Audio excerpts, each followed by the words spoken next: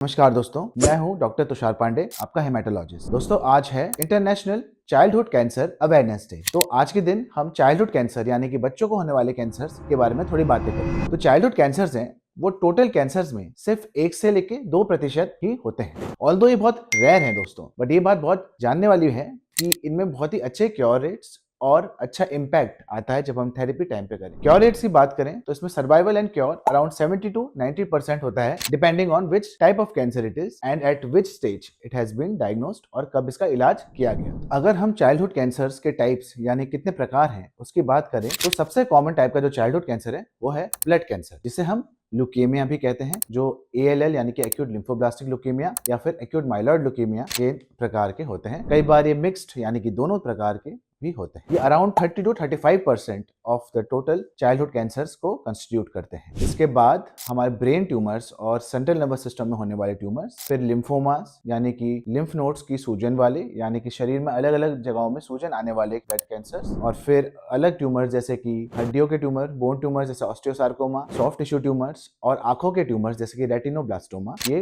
कुछ प्रकार के चाइल्डहुड कैंसर्स। चाइल्डहुड कैंसर्स में हमें पता होना चाहिए कि इनके लक्षण क्या हैं। तो इनके लक्षणों में शामिल है बार बार बुखार का आना जाना, वजन का कम हो जाना, या फिर बहुत पसीने आना, या फिर हड्डियों में और जोड़ों में जरूरत ज्यादा दर्द होना, मुंह से, गम्स से, नाक से ब्लीडिंग होना, या शरीर में अलग अलग जगहों में नीले नीले निशान पड़ना, या फिर गर्दन या पेट में बड़ी सूजन का अचानक उत्पन्न होना। इसके अलावा आंखों में सफेद चमक आना भी एक कॉमन लक्षण है, इसे हमें कभी नजरअंदाज नहीं करना चाहिए। चाइल्डहुड कैंसर्स को डायग्नोस करने के लिए हमें कई प्रकार के कई बार टेस्ट करने पड़ जाते हैं। जो कॉमन टेस्ट हम यूजुअली प्रिस्क्राइब करते हैं वो है complete blood count, peripheral smear ESR, LDH, kidney function test, liver function test. इसके अलावा कई हम सिम्टम्स के हिसाब से और टेस्ट भी कराते हैं, और रेडियोलॉजिकल इवैल्यूएशंस भी हम यूजुअली कराए जाते हैं। जो बेसिक इवैल्यूएशन है वो है एक्सरे एंड अल्ट्रासाउंड, और कई बार डिजीज की सीवियरिटी और डिजीज के टाइप के हिसाब से हमें CT स्कैन और PET CT स्कैन भी कराने पड़ते हैं, और कुछ पर्टिकुलर डिजीजेस में जैसे कि सॉफ्ट टिश्यू ट्यूमर्स में MRI की जांच भी करानी पड़ जाती है। इसके बाद डायग्नोसिस को कंफर्म करने के लिए हमें बायोप्सी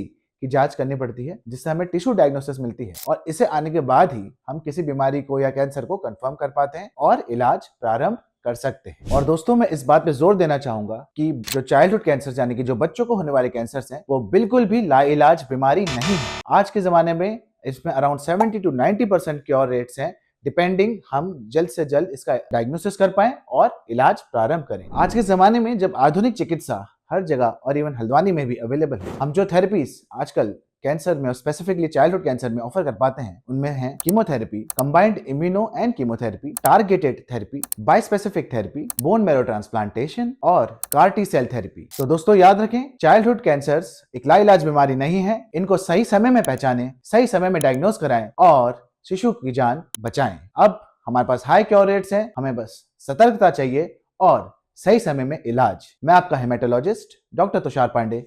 नमस्कार।